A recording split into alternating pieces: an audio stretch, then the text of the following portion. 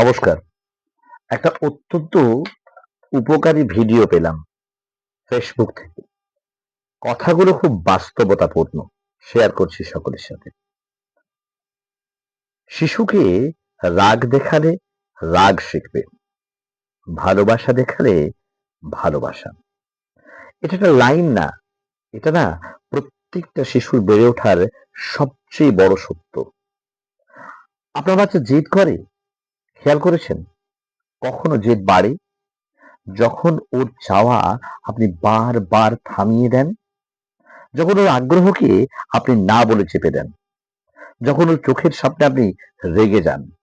শিশু তখন ভাবে, আমার কথা তো কেউ শোনে না। চিৎকার করলে, কান্না করলে, রাগ করলে তবেই শুনবে।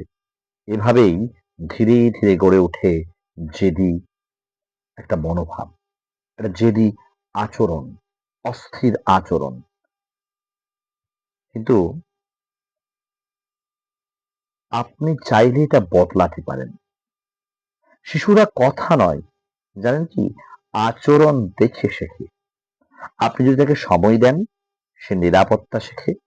আপনি যদি তাকে ভালোবাসা দেন, সে ভালোবাসা দিতে শেখে। আপনি যদি ধৈর্য ধরেন, সে ধৈর্যও শেখে।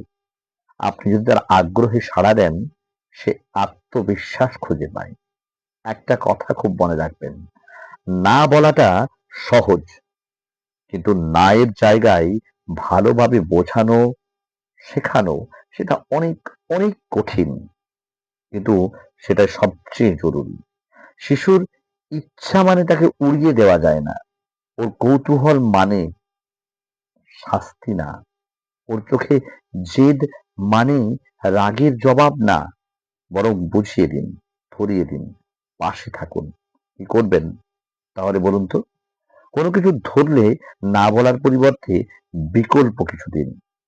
যতটা সম্ভব বাচ্চাকে ছোট ছোট সিদ্ধান্ত নিতে দিন। সবকিছুতেই না নয়, কিছু জিনিস বুঝিয়ে বলুন।